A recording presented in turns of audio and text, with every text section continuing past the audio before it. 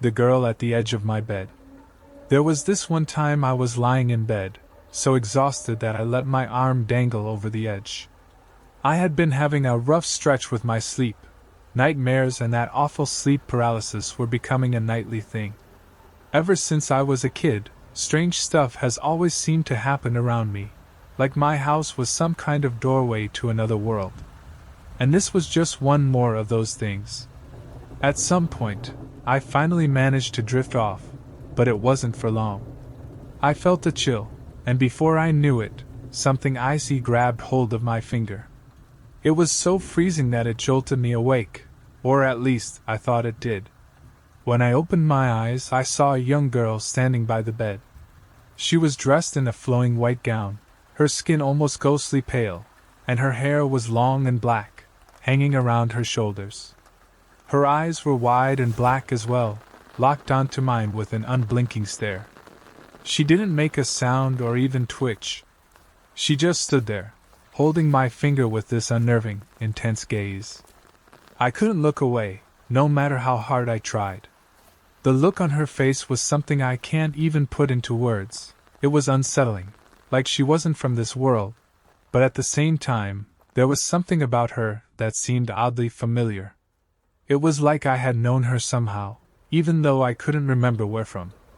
I felt completely paralyzed, unable to speak or move, and the fear I felt was like nothing I'd ever experienced before. I was certain she wasn't just some figment of my imagination. Deep down, I knew she was real, and I knew I'd seen her before.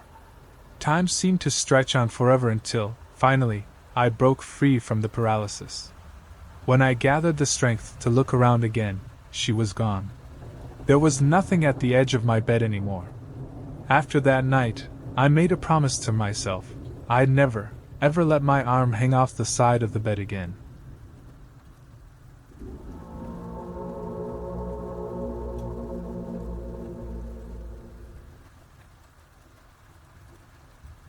My wife and I had just moved into her childhood home, back in the town where she grew up. It was a lot bigger than our previous place, with more than enough space for our 2 cats, and a new kitten to boot. This little guy was something else. He had a lot of spunk, probably the most daring of his littermates. The moment we brought him into our new home, he wasted no time in trying to explore every inch of it. Any corner or space we thought might be off limits, he'd throw a little tantrum, clearly frustrated that there was somewhere he wasn't allowed to go.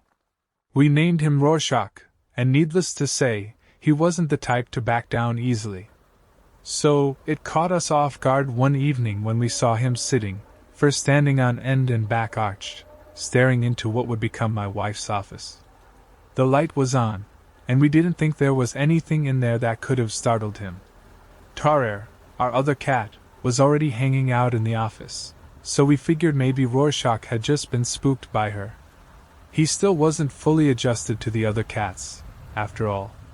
I checked the office, just to make sure there wasn't any kind of pest or something lurking. I even took a quick look along the wall outside the room to be thorough. Everything seemed normal. At the time, we just shrugged it off. Tarer seemed completely unfazed by the space, so we assumed it was nothing to worry about. Then a few days later, we put our other cat, Haagen-Dazs, in the bathroom, letting the hot water run in the shower. She had some allergies, and the steam usually helped clear her sinuses. After a little while, Roxanne, my wife, went to check on her. When she stepped into the bathroom, she saw Haagen-Dazs staring intently at the stream of water. Roxanne called her name, but she didn't answer, probably because the water was so loud. Roxanne bent down to give her a little pet, but as soon as she touched her, Haagen-Dazs shot up, literally flipping against the wall like some sort of startled jack-in-the-box.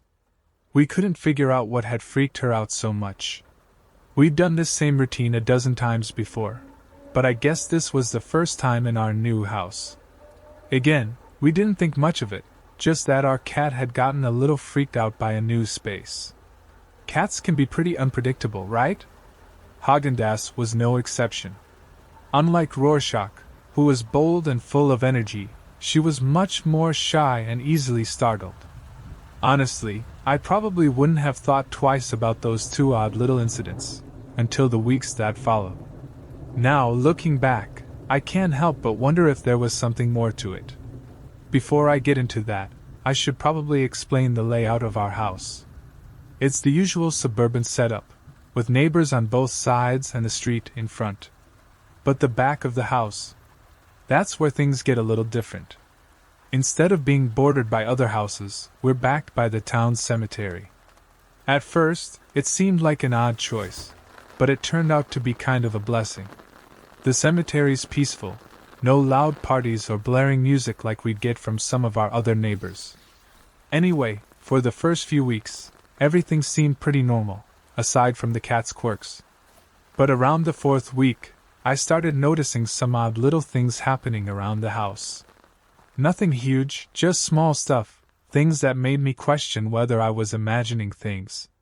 Lights flickered off for a second, and then suddenly, something would be in a place I definitely didn't leave it. One day, I even heard my wife call my name from another room, so I went to check on her. "What?" she asked when I walked in. "You called me," I said. "No, you must have been hearing things. Your headphones probably made you hear other noises," she replied. Maybe she was right. I did tend to wear headphones a lot when I was doing chores around the house. But still, I could have sworn I heard her voice, clear as day. Maybe she was just messing with me. She had a habit of pulling little pranks. But this didn't feel like one of those typical jump scare jokes she usually pulled. If she was trying to mess with me, she'd probably have laughed it off afterward, but she didn't. That was one of the stranger moments. Then there was my collection of action figures. Yes, I'm 26, and yes, I still collect Bionicles. Most of them are pretty flexible. Arms, legs, heads, they can move however you like. I had a few on the kitchen table, ones I hadn't gotten around to putting on a shelf yet. The next morning, when I got up and headed into the kitchen to make my coffee, I noticed something odd. All the figurines' heads were facing the window, the one that looked out toward the cemetery. I know for a fact I didn't leave them like that the day before. And I highly doubt my wife moved them just to mess with me. It was such a tiny detail, something I could have easily missed. In hindsight, I kind of wish we'd gotten curtains for that window. Looking back on it now, I realize when the strange events seemed to stop, at least for a little while. Our house used to have central heating and air conditioning, but the system hadn't been used in years, and we had no intention of turning it on anytime soon. So, all the ceiling vents that had been open, we closed them up. It was such a small, almost insignificant thing that I didn't even think twice about it at the time. But after that, the weirdness seemed to stop for about a week. I pushed those odd incidents out of my mind and figured it was all just part of the stress that comes with moving into a new place.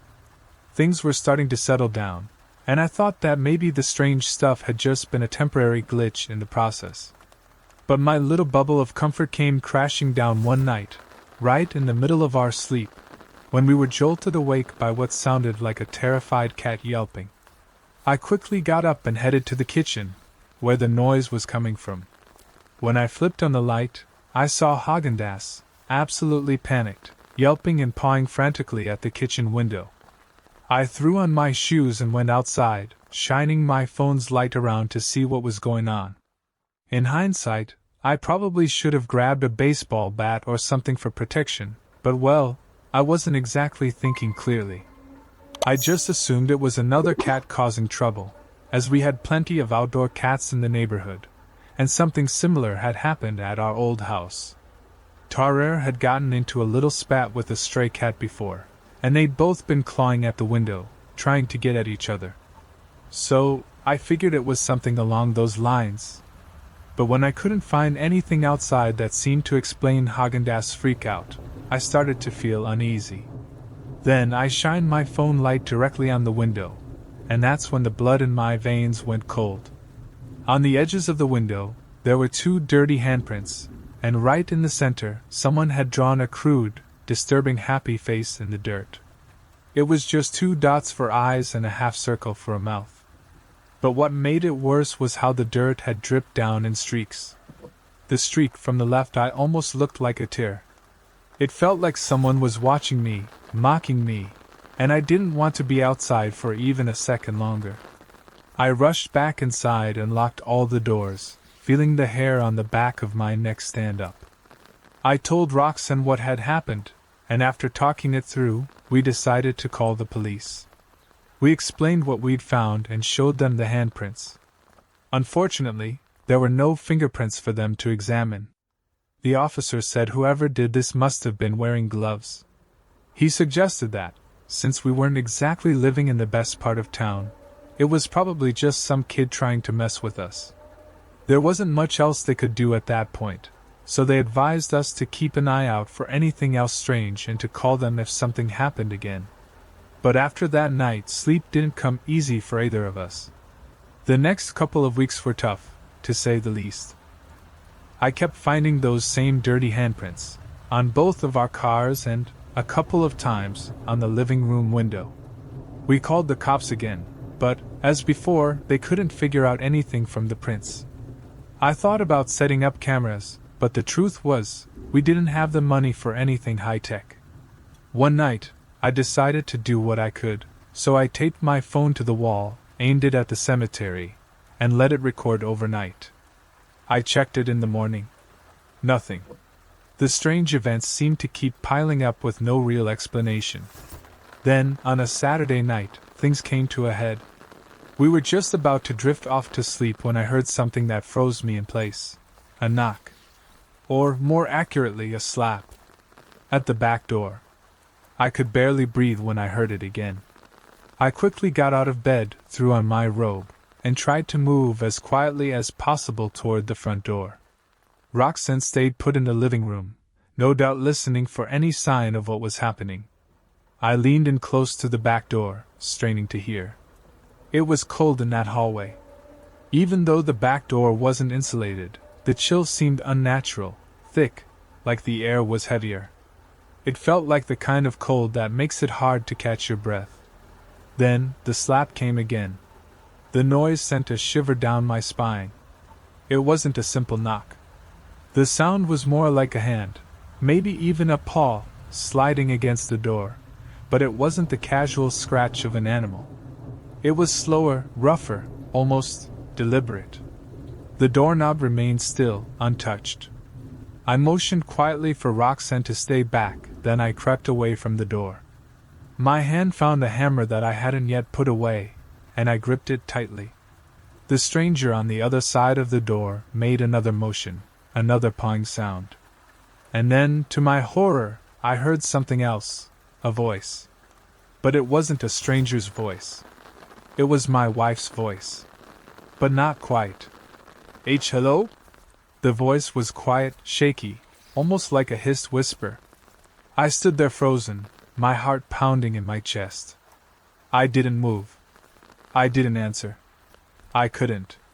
I glanced at Roxanne from where I stood, and through the dim light, I saw her face had drained of color.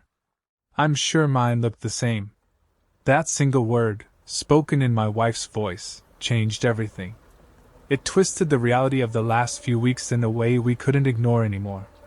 Whoever, or whatever, was on the other side of that door, it wasn't just some dumb kid or a random vagrant. For all we knew, it wasn't even a person. We didn't speak a word to each other, but the look we shared said everything. Neither of us wanted to find out who, or what, was waiting for us on the other side. We stood there in silence, both of us too terrified to move, listening for any more sounds. Then, after what felt like an eternity, the stranger made a new sound, not the slap against the door, but a distinct knock. And then it spoke again, but this time it was clearer, more fluent. Hello? This time, it was my own voice. I had to clamp my hand over my mouth to stop myself from gasping. It knocked again, but this time it did it with a rhythm I recognized all too well, the one I used constantly, shave and a haircut. Knock, knock, knock, knock, knock. That's when I felt something rise in me, anger.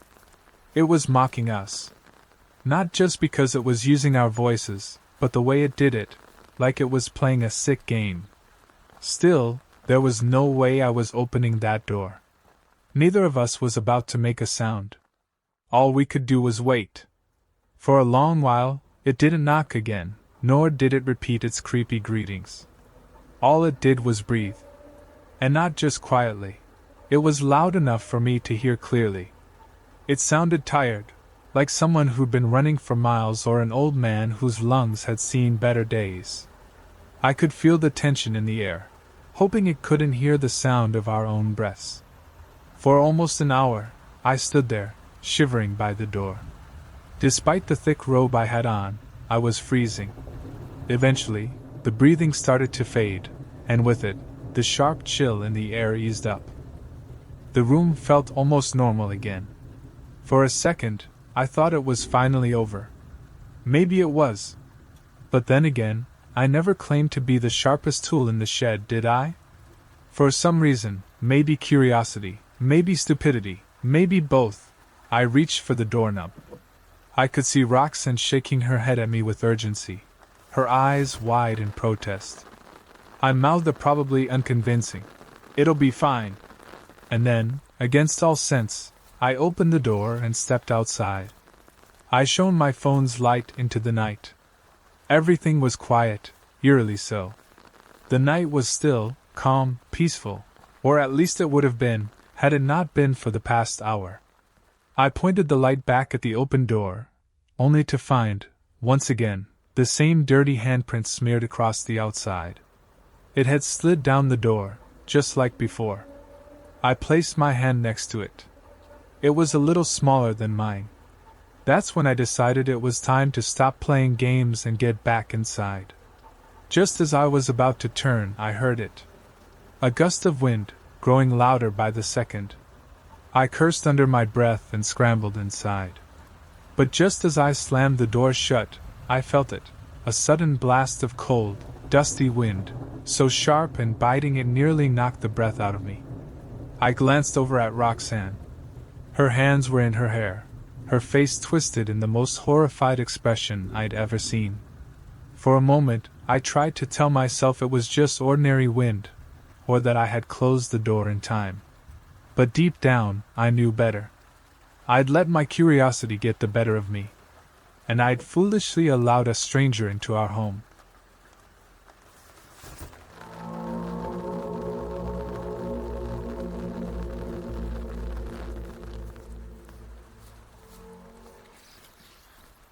My family's past is a chilling one, and I can feel it. My turn is coming. The old genealogy book feels like a weight in my hands, its leather cover cracked and fragile, exuding the scent of dust mixed with something else, something ancient and unsettling. It's a smell that brings to mind dried blood and the echoes of distant, anguished cries. My fingers trace the faded ink of the names scrawled across the yellowed pages, each one a silent monument to a legacy I never wanted but am doomed to carry. I'm Jonah Westfield. And I'm the last of us. Morning sunlight spills through the curtains of our small suburban house, cutting across the aged hardwood floor in long, pale lines. In the kitchen, my wife, Abby, stands at the counter, her rounded belly a soft curve beneath her light blue nightgown. She's humming to herself, maybe a lullaby, completely unaware of the burden that runs through my blood like poison. I should have told her sooner, before we got married, before we decided to bring a child into this world. But how do you explain a family curse that no sane person could ever believe? My father, Samuel Westfield, never spoke openly about it. Neither did his father, Peter, or the generations before him. It was always buried in murmurs behind closed doors, stolen glances between relatives, and the heavy silence that fell whenever certain names were uttered. The Westfield family tree isn't a story of ancestry, it's a catalogue of horror. Every generation lost someone. And every loss happened in ways so grotesque and inexplicable that the world looked away. Local newspapers ran quiet, police cases dried up without warning, and even seasoned detectives refused to dig deeper, their faces pale and hollow when they turned away. My great-grandfather, Elias Westfield, was discovered dismembered inside a locked barn. Every bone in his body had been separated, each one precisely arranged in a flawless geometric design. They never found any tools. They never found a reason. My grandfather, Henry Westfield, vanished entirely during what was supposed to be an ordinary family camping trip. Search parties combed the forest for weeks, but they didn't find so much as a shred of clothing. All they discovered was a patch of scorched earth, perfectly circular, as though something had burned with such unearthly intensity that it consumed him and everything around it, leaving only the memory of fire. And then there was my father, Samuel. I found him myself, down in our basement. His body twisted in ways that no human body could manage, his eyes staring unseeing into the void. They were pure white, no pupils, no irises, just flat, milky orbs that seemed to reflect something from beyond this world, something no one should ever have to see. And here I am, the last of the Westfields. A wife who doesn't know the truth. A child growing inside her, blissfully unaware of the twisted inheritance they've already been handed. The family book falls open to the page I've read so many times, the ink practically etched into my memory. A photograph slides out, a portrait taken in 1923. My ancestors gaze back at me, stiff and unsmiling, their eyes as vacant as old glass. But if you really look, and I have, more times than I care to admit, there's something else there. A knowing. A dark, suffocating awareness that chills me every time. From the kitchen, Abby calls, her voice warm and clear. "Breakfast is ready, honey." I snap the book shut. At the table, the eggs sit untouched, growing colder with each passing minute. Across from me, Abby studies my face, her green eyes narrowing slightly as a frown settles on her lips. She sees it, she always does. Somehow, Abby's always been able to read the weight in my silence, those little tells I can't hide. "You're thinking about your family again," she says softly. It's not a question. I force a tired smile. "Just didn't sleep well." But that's not the truth. I'm not tired, I'm hunted. Cornered. Held captive by something I can't escape. Almost without thinking, my fingers trace the small mark on the inside of my wrist. It's a birthmark, but not like any I've seen before, intricate, precise, and so strange it feels like it doesn't belong on human skin. It's not just mine either. Every Westfield man has borne the exact same mark in the same spot, passed down like a brand. For years, I've scoured books and maps, searching for any explanation, but I've come up empty every time. Abby's pregnancy is nearing its 7th month now. The baby moves constantly, pressing and shifting beneath her skin as though it's restless, desperate to escape. Sometimes, when the house is still and the sun hasn't yet risen, I sit beside her and watch. In those quiet moments, I can't shake the feeling that the baby isn't just trying to escape the confines of her body, but something far worse. The genealogy book sits open on the counter. Abby's glance lingers on it, her curiosity simmering just below the surface. She knows I keep my family history close to the chest. Most of my relatives are long gone, vanished into thin air or buried without answers. The few photos I have are tucked away in a fireproof safe in my office, locked up like evidence of a crime no one can solve. Her voice cuts through my thoughts. "Tell me about your great-grandfather." My hand pauses halfway to my coffee mug. "There's nothing to tell." I say, the words too quick, too clipped. But that's a lie. There's so much to tell. Elias Westfield. The first documented trace of whatever curse or sickness runs through our bloodline. He was a cartographer, always out exploring remote lands, charting places untouched by human hands. But his journals, what little survived of them, spoke of things no map should contain.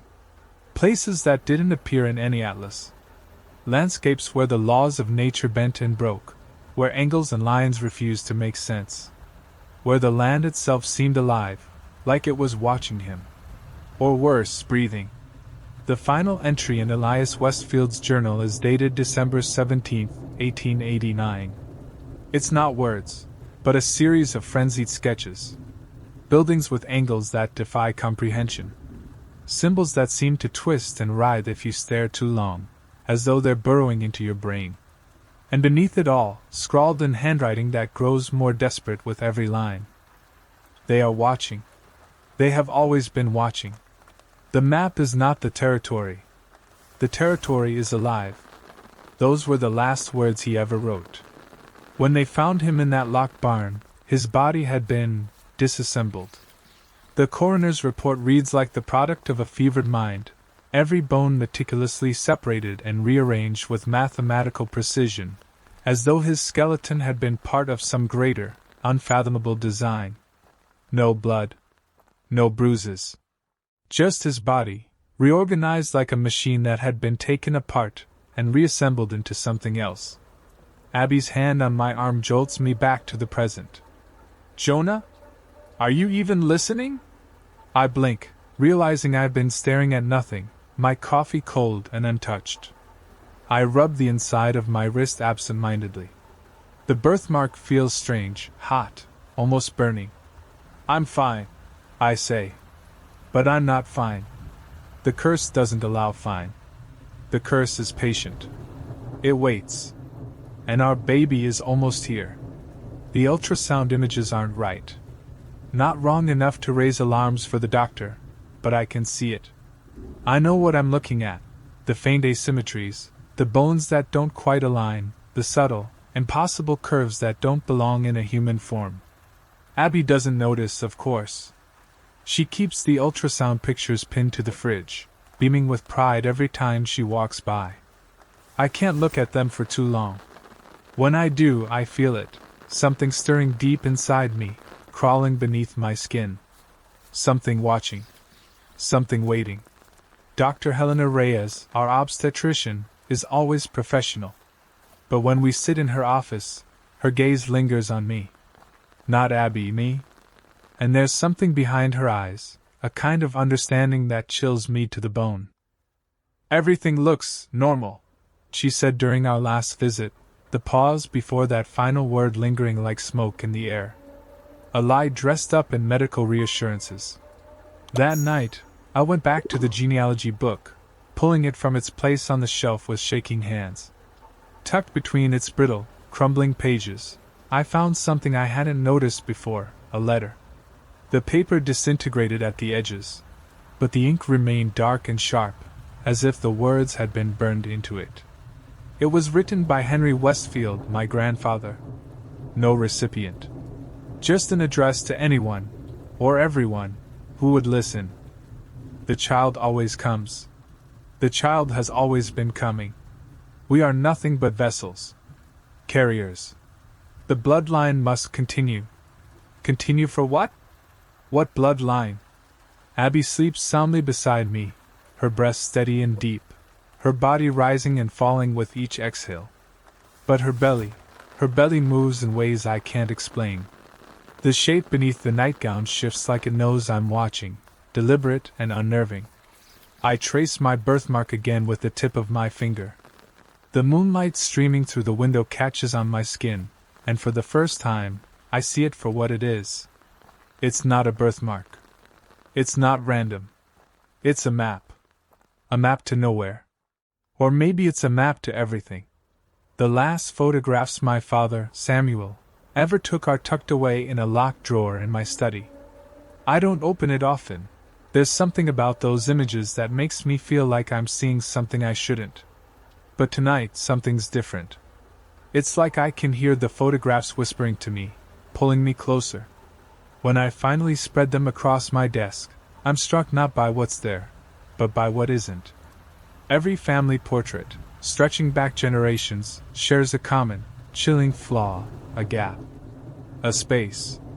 Always in the exact same spot, like something was deliberately erased. But it's more than that. It's as if the absence existed before the photo was ever taken, a void in reality itself. The baby kicks, hard. I glance toward Abby, still sleeping deeply, unaware. but her stomach moves, distorts, in a way I've never seen before. A shape presses outward, and for a split second, it doesn't look like a baby stretching. It looks like something fighting to get free. Or worse, like something trying to force its way in. I close my eyes, but I can still see it. The mark on my wrist, searing like a fresh brand. The map that leads to nowhere and everywhere. The territory that refuses to be ignored. Our child is coming. And I am afraid of what that really means. On my desk, courthouse records lie scattered like a grim constellation, a pattern of loss and horror sketched out in yellowed paper and fading ink. I've been buried in these documents for weeks, digging through the remnants of my family's history with a desperate sense of purpose. This isn't curiosity anymore. This is survival. Every Westfield man for the last 5 generations has met the same end, dead or missing before their 35th birthday. Coincidence doesn't exist here. Not anymore. My father, Samuel, dead at 34. My grandfather, Henry, vanished at 33. My great-grandfather, Elias, found mutilated at 35. The numbers don't lie. The timeline doesn't budge. I've collected newspaper articles, police reports, autopsies, anything I could find. But the deeper I dig, the stranger it gets. Missing case files, reports with pages torn out, coroner's notes redacted with a heavy hand. Insurance claims that refuse to add up, as though someone, or something, has been carefully sweeping away the evidence of what's really happening. Abby finds me like this most nights, surrounded by stacks of papers and photos, my mind racing with connections I can't unsee. She doesn't ask questions anymore. She just sets a cup of coffee down next to me and watches with those deep green eyes of hers. Eyes that see more than she ever says. "The baby's room is almost done," she says softly, setting the mug beside my cluttered desk. I glance toward the nursery. Its door hangs open, revealing soft yellow walls, a crib, and neatly arranged furniture. It looks peaceful. Perfect even. But it feels wrong. Too perfect. Like a stage being set. I look back at her, my voice quiet. Have you ever wondered why some families seem cursed? Marked by tragedy? She lowers herself into the chair across from me, her movements slow and deliberate now. Some people are just unlucky, she replies softly, as though luck has anything to do with it. But we both know better. But I know better. It's not about luck. Something deeper runs through our blood, something that doesn't care about love, hope, or the fragile life Abby and I have tried to build. The mark on my wrist throbs, not in pain but as a persistent presence. A quiet reminder that it's always there. I open the most disturbing file in my collection, a psychiatric evaluation of my grandfather, Henry Westfield, conducted just weeks before he vanished. The notes are cold, clinical, devoid of emotion. Patient exhibits pronounced paranoia regarding a supposed family curse. Fixates obsessively on inherited patterns of self-destruction. No evidence of schizophrenia, yet patient demonstrates persistent ideation tied to familial trauma. Psychological mechanisms suggest deeply rooted, generational anxiety. Generational trauma. The phrase echoes in my mind. What if this isn't supernatural at all? What if our family's downfall isn't the work of some curse but something far crueler? What if it's biological? A genetic fault line, quietly fracturing each generation, compelling us to recreate the same patterns of paranoia and destruction. Abby's hand lands gently on my shoulder, pulling me from my thoughts. Jonah, come to bed? I nod, but my head is elsewhere. My calculations run like clockwork. The baby is due in 6 weeks. That means 6 weeks to untangle a cycle of horror that spanned generations. 6 weeks to protect the life we've created. If I even can. I've thrown myself fully into the research now. My office has become an obsessive archive, a war room cluttered with genetic analyses, psychiatric evaluations, and brittle family records that stretch back more than a century. Each scrap of paper feels like another clue, Another piece of an unthinkable puzzle. When Dr. Helena Reyes agreed to meet me privately, I felt something close to hope. She's a geneticist specializing in inherited trauma and rare neurological disorders. A colleague's recommendation when they realized my family's history wasn't exactly normal. Her office is pristine, too pristine. Everything organized, sterile, as if deliberately countering the chaos in my own mind. The Westfield family presents a unique case, she says, her tone steady as she slides a thick manila folder across the desk. A clear generational pattern of early mortality, emotional instability, and self-destructive behavior. I lean forward, my voice tight. What kind of pattern? She pauses, hesitates. It's slight, but I catch it. When she speaks again, her voice has softened. Extreme risk-taking. Persistent paranoia. An inability to form lasting emotional connections. Each generation, whether consciously or not, seems to recreate the same cycles of trauma and destruction. I think of Henry, my grandfather, who died alone in his 30s. My father, Samuel, whose life unraveled until he became a shadow of himself. I'd spent my life fighting to be different, marrying Abby, building a quiet life. But had I really escaped? There's something else, Dr. Reyes adds carefully.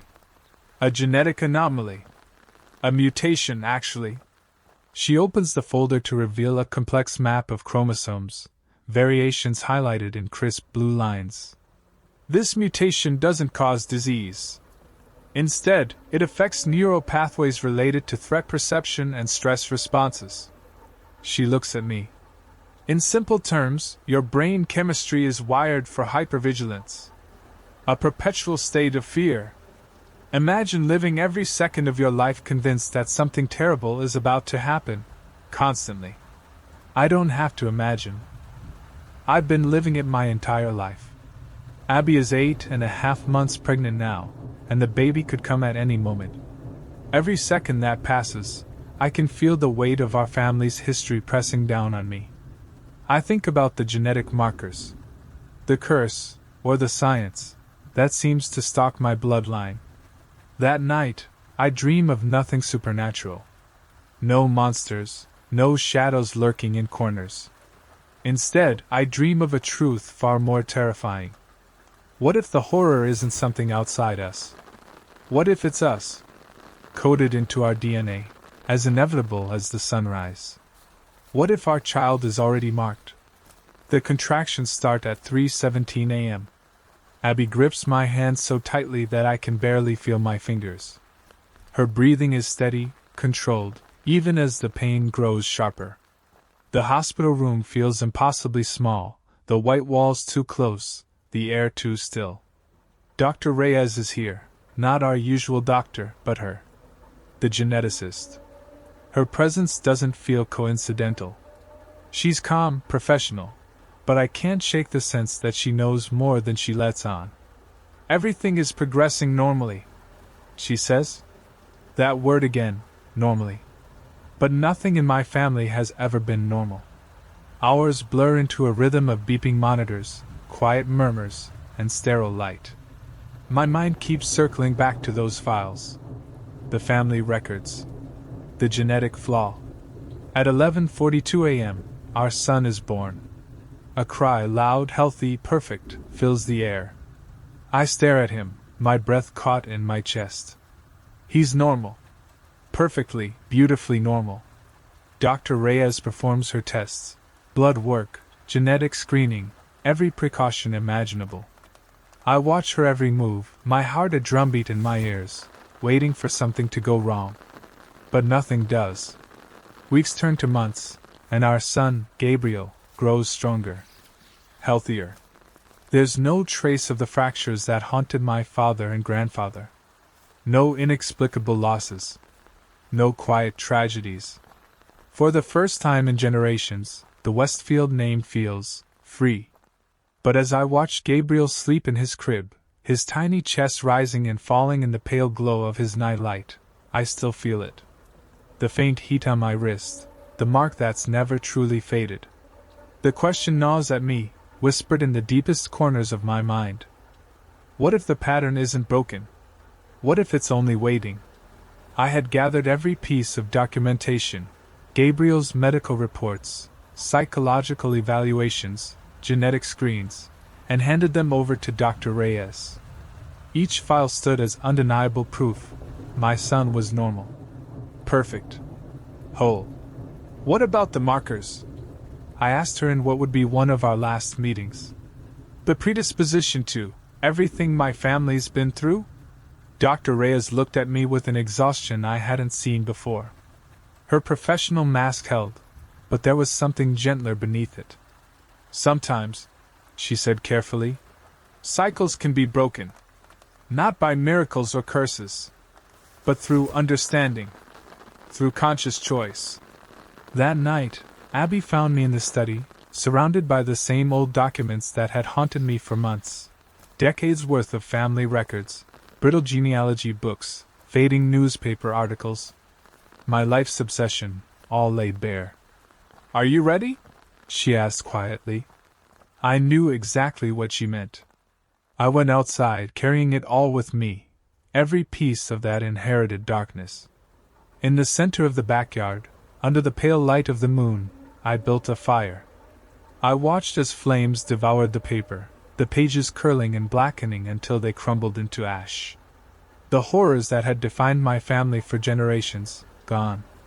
Nearby, Gabriel played on the grass, his laughter bright and carefree, piercing the night like a song I hadn't heard in years. He was untouched by it all, unaware of the burden I had just burned away.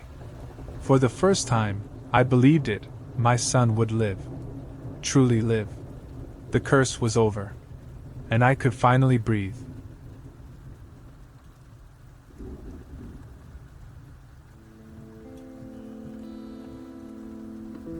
Welcome to Story Scary Boo.